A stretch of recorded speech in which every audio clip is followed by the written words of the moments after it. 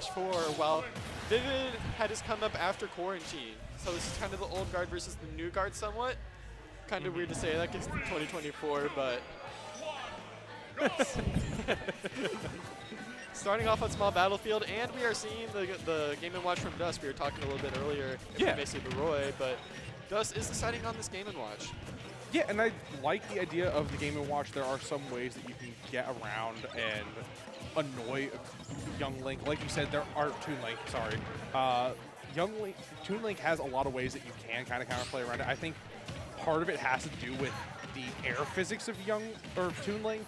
That does play a little bit of a benefit here, but it's going to be interesting to see how this plays overall. Yeah, currently Dusk is doing an incredible job of controlling the entire stage. He hit Vivid at 0 and got a stock for it. Wow, that's impressive. Wow. And a stock already taken away. So now Vivid definitely going to have to play a little bit safer. Yeah, truthfully, things like that shouldn't be happening in this matchup. Game & Watch's advantage is very powerful, but he shouldn't be killing you at 0. It's not like he has a true combo or anything to make that happen. Vivid putting himself in a hole very early, and this could get even worse right here. There is a very good chance he dies. Going to up B high, and Dusk just a little slow on catching it. Oh, and just barely missing the confirm. Vivid still having a little bit of trouble trying to get back to that stage and establish some control. Dusk has just been oppressing Vivid so far. Oh, I can tell that Dusk wants to win because he's using bacon. He usually never does that. Dusk wants to win because they're using bacon. Is it's a very serious upgrade, and Dusk already up 3-1 in terms of stocks. This is a pretty aggressive showing on the side of Dusk. And Toon Link has pretty bad arthritis. He either will kill you with like a bomb fair confirm at 90, or he'll struggle to kill till 150. Yep. So Vivid's going to need to put in some work to find his kills also in this matchup. It's not just about getting the damage. No, I completely agree there. And part of it is now just going to be figuring out how to deal with Dusk, and could use the reflector there. I'm sure that Vivid thought he was in a position to cover the roll with Vivid rolling back. Everyone just wants to roll to center today, it looks like. It's been a pretty big theme, but the up B does finally confirm for Vivid. Yeah, and that dash attack was completely unnecessary. When you're up 2 stocks, you don't want to be giving away free stocks. You want to make your opponent work for them. Even if you're maybe not capitalizing on all of your advantages, if you're up by so much, you just want to preserve that lead. There's no real reason to do that. However, it looks like it's not going to matter that much because Dusk finding another opening on this new stock. Vivid reversing it a little bit, but feels like all the momentum's in Dusk's favor right now. Yeah, got to get back to the ground, though. That's where Dusk has been having so much success, is just oppressing Vivid on the ground, keeping him pinned in the corner, and a very patient start so far from Dusk, but again, no bacon yet. Oh, yeah, that's it. That's it. That was weird that he got the side hitbox there. You'd usually expect to get sent up there, and I'm sure that's what Vivid was expecting. But I love the aggression by Dusk when he's in advantage. Not respecting Vivid at all, just chasing him all over the stage, not giving him a chance to breathe. And it's obviously working because he won the game 1 convincingly. Yep. I mean, what do you think Vivid could be doing differently? I mean, that game 1 probably was an enigma for Vivid. Do you think there's anything specific that they can do to improve their odds so far? This matchup can be weird for Toon Link to play because the tendency for most Toon Links is to pull projectiles first to keep your opponent away, and what you want to do against Game & Watch is keep him away because his buttons are so powerful. Yep. And his advantage. But I think he's got to use his normals a little bit better, like the F tilt, the jab, the dash attack maybe. He's already in corner, like look at this. He's trying to corner camp Dusk, and he's just letting him have the entire stage. He's got to fight for center a little more aggressively. You can't let him chase you all the way to the corner. It's just not going to end well. Ooh, that's a great punish. Yeah, and I like this aggression here from Vivid, trying to kill him, making it clear that this set will not be easy for Dusk either. And that's part of the thing that I almost wanted to see Vivid do was, like, I understand that aggression needs to be used, but don't be afraid to utilize time as a weapon against Dusk, especially knowing that you can afford to play a little bit slower than Game & Watch would want you to. But again, it feels like it's so quickly evened up. Dusk just needs 1 or 2 good trades, and the percents have immediately evened up. Yeah. Toon Link often struggles to like juggle, so yeah, and that bucket landing on stage means that oftentimes Game & Watch can just go high when he's off stage and be fine, or just double jump back onto stage in a lot of situations, and you gotta hard call it out to do anything about it.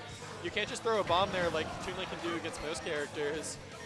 And it's a hard adaptation to make, but wow, Dusk is just doing such a good job on these edge guards. Whoa! DBZ, whee! All right. Yeah, Vivid fighting back a little, trying to get those 3 extra frames of coming off the Angel platform invincibility. Dusk already trying to rally on damage, and we are back to another dead heat in percents. Yeah, I like how Vivid's starting to land towards the center this time. Game 1, he got blown up because he kept trying to land into the corner. Yep.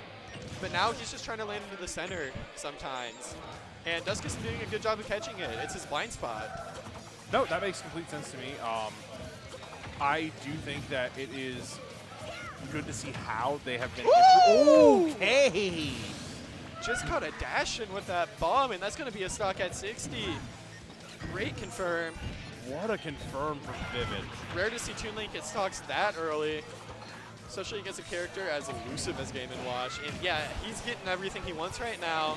Just maybe feeling a little rushed in this situation. The bacon lead trap not even working out. Yeah, and it feels like Dusk is almost trying to rush decisions right now, knowing that they can win this set. That's a great recovery. Going high just to give yourself a little bit of that verticality. Make sure that you don't get back aired to death. Oh, that could be stock. No. Vivid's starting to get a feel for Dusk's tempo when he likes to run in, and he's punishing it as hard as possible. No, I like to see that so far, but I wonder what has changed for Dusk besides the fact that Vivid is being more aggressive. It just feels like Dusk is almost a little bit more disoriented, and it is starting to weigh on their play. Closes out the stock, evening it up, but there is a massive mountain for Dusk to climb to even up this game. Something that a lot of players don't really talk about is that winning game 1 at like high and top level comes with a burden, because you know your opponent's going to adapt, but you don't know how they're going to adapt, and they know your game plan. So yeah, you get the game, but you have to be ready, and oftentimes you'll see players lose a game and then be an advantage, or seem like they have the advantage in game 2 because they adapt back. No, I think that does make sense, where it's not just, especially in, you know, FGCs, but think about things like TCGs, for example. You win game 1, now your opponent gets to choose, okay, I know they want to go second, I'll take that away from them, I will go second, I'm going to tech these cards into my deck against you. So you're essentially flying blind, hoping that you can read what their adaptations are. And even here, it's extremely difficult when the margin of error is so small, where Vivid finally cranked up the aggression. Going to Hollow Bastion, how do you see this impacting the stage for Game & Watch? The stage is a little bit longer, so it'll give Vivid a little more dash-back ability. But there's got to be something about the platform in the center that Dusk really likes. I'm honestly not sure what the rationale for the counter pick is. Maybe it's just center denial. Maybe he feels like he can juggle Vivid better on the stage. I was going to say maybe there's something with like Nair juggling, or like being able to oppress with fair through the platform. I mean, but the thing about Game & Watch is usually you don't want larger stages because, yeah, it makes it harder for you to approach. And that's Game & Watch's main weakness, but also it gives them more stage to land on. Because on smaller stages, Game & Watch up air just covers more percentage of the stage. So when you go to a large stage, they have more room to land on without having to retreat all the way to the edge. as you see right there, because he has more space, Vivid is able to get all the way to center, and he's only able, Dusk is only able to get that up air because Vivid down aired there. And even there, still able to oppress Vivid pretty freely. And yeah, that was a good call out. Yeah, it's pretty impressive to see how Dusk has been adapting, and I'm starting to see what you mean, especially when at this level, the burden of success, almost that burden of succeeding in that first, sure, you drew first blood, but now Dusk has had to adapt a game plan. Vivid can come into game 4 with even more further adaptations, but I do think your center call-out strategy has been what Dusk has been aiming for, of just dominating and denying that center platform. Yeah, has the lead right now. Ooh, that's probably going to be a lot of damage. Yeah, Vivid just retreating back to the corner. Maybe with the center platform, he feels less. That's stock. Oops. Okay, 3 stocks to 1. It's possible that landing in the center is more difficult because of that platform, and maybe Dusk is trying to encourage Vivid to land into the corner by using that center platform as a dissuasion from landing in the center. Trying to get the grab, but ultimately loses the stock 2-1 in favor of Dusk. And at this point, I feel like Dusk was doing so good at punishing either the whiffs or a bad idea or intercepting Vivid. If you get over-aggressive at this point, you could start to take those risks you were talking about last time and start throwing away unnecessary stocks. Yeah, he's up by so much right now, though, as long as he doesn't SD.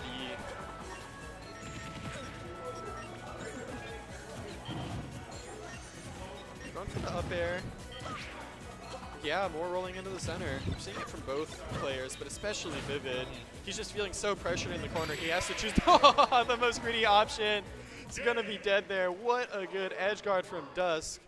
Game & Watch, one of the best characters at edge guarding, but it's very rarely that you see a Game & Watch prove it like Dusk is in this set. And up 2-1, Dusk looking to go for that close, but it ultimately may not be the end of Vivid's run. We've seen Vivid do some phenomenal things before. Obviously, you have to set the music, make sure that you're doing whatever makes you happy. I guess Vivid's on a little bit of a Sonic kick. He loves Sonic music. This makes sense. Well, yeah, especially with the Chaos Zero tag and all that other stuff. Yeah, he may win this set with the power of friendship. But I like seeing Dusk play this confident. It feels like it's rare to see him play this confident, but when he does, it unlocks another level to his game. Well, I mean, I just like how Vivid is, like, also trying to adapt. It's been a while since I've seen Dusk play so dominantly. You know, I started a long time ago in the Georgia scene when Dusk was, I think, playing pretty much only Roy at that point. But man, it is cool to see Dusk just out and playing extremely well.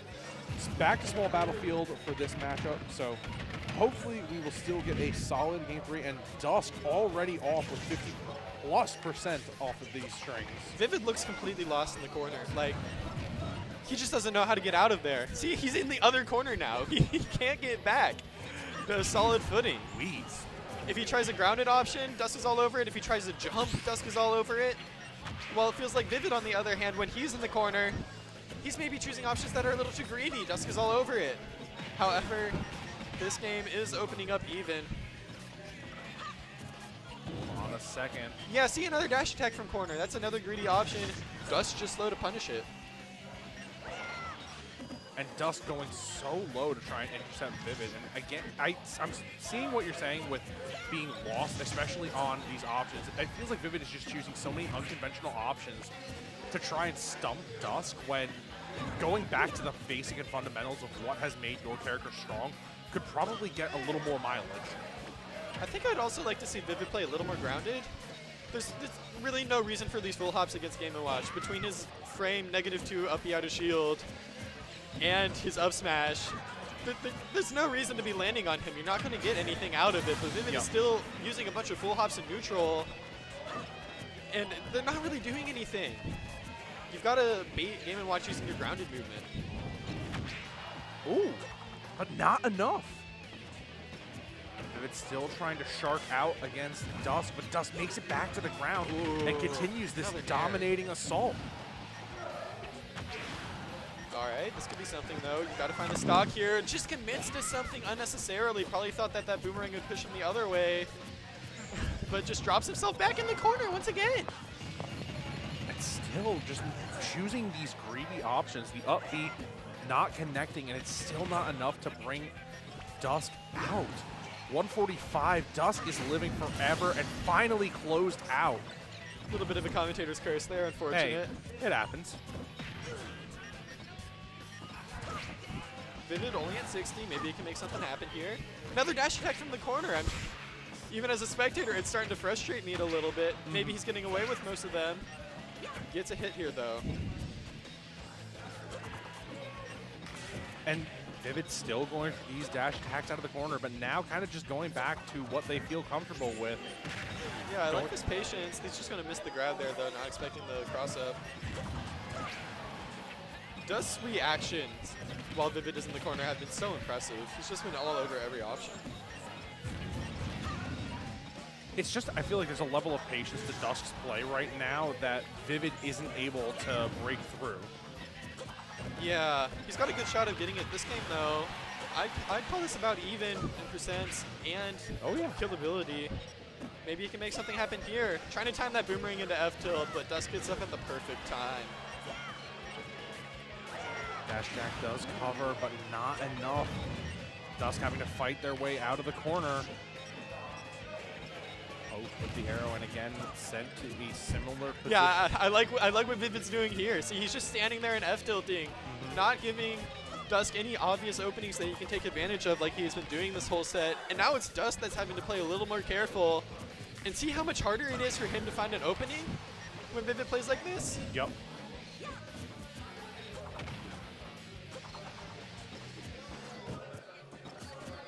Almost, but the grab makes it, and the back throw, surely more than enough. I'm really impressed with Vivid here. These mid-game adaptations are the hardest to find because you've got to be able to take yourself out of the game a little bit and ask yourself, what am I doing wrong while pressing the buttons? And that's an ability that very few players have that separates the best of the best from everyone else. Great job so far from Vivid, just racking up all this extra credit. Every percent is going to matter, especially with percents this high. Wow, he almost got away with that. That was such a good recovery until the missed tech.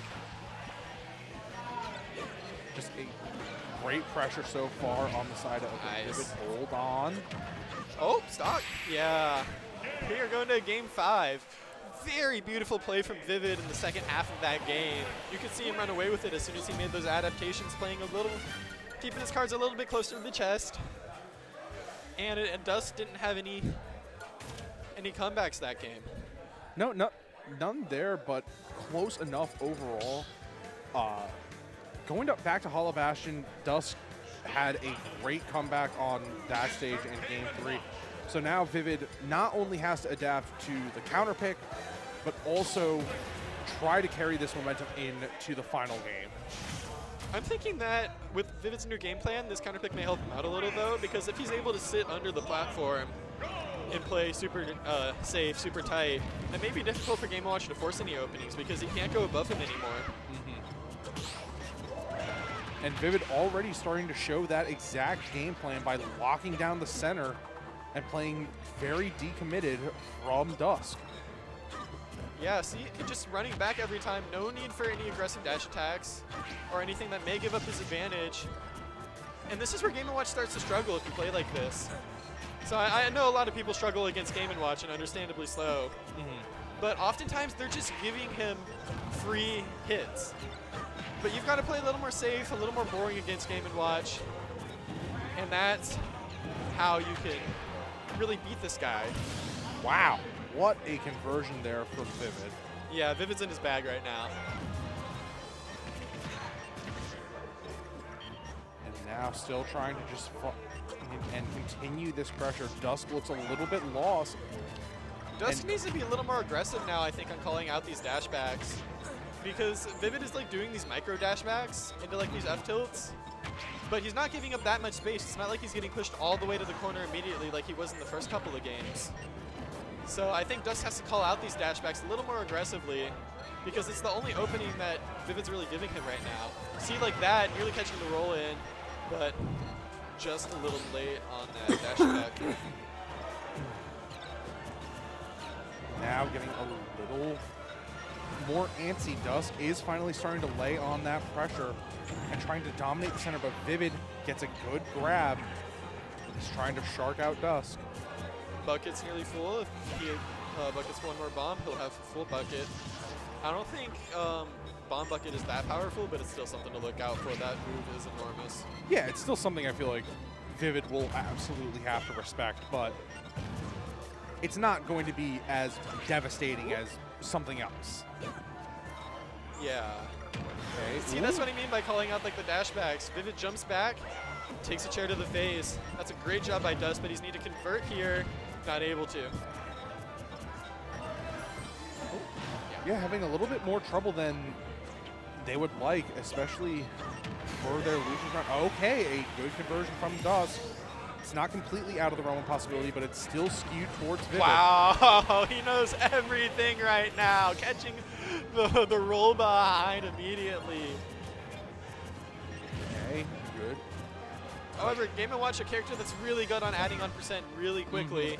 Dusk is going to need to take advantage of that ability right here if he wants to have a shot at winning this game.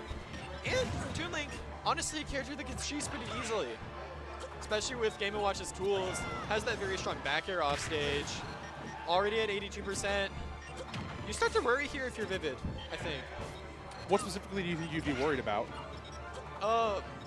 Toon Link's recovery is really linear if he's forced to go low, because Game & Watch can just drop off the ledge and back air it basically.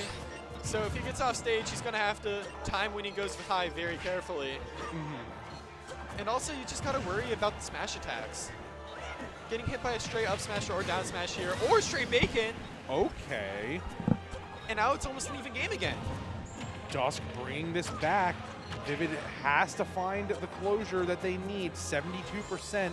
Vivid can start looking for some of those bomb conversions. This is when you start to get nervous. This is when you start to, if you have a safe game plan, a lot of people will start to give up on it right here because of the nerves. It's very hard to play like that in these last game 5 situations. Dusk gets an opening, but not able to continue the combo. Vivid jumping in, reverting back to his bad habits. Oh my goodness, Vivid is starting to panic. But that should be stock, yeah. But it's not enough. Dusk ultimately falls to Vivid, 3-2, and Vivid will advance on to play Vendetta. Stressful set. I know that Vivid Vendetta sets are always very good, so I'm definitely looking forward to that. Looks like we have Xanadu Omega up next. I will be right back. All right, fantastic. We're going to take a quick break, everyone. Thank you so much.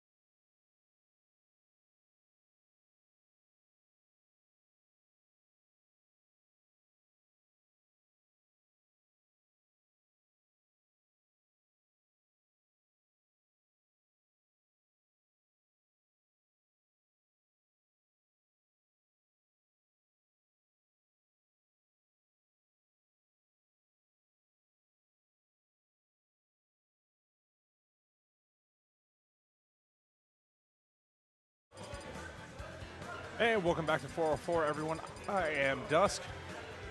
Dusk here to take you through the last part of this bracket. We have Omega stepping up to the stream and about to take on Xanadu in the losers portion of this bracket.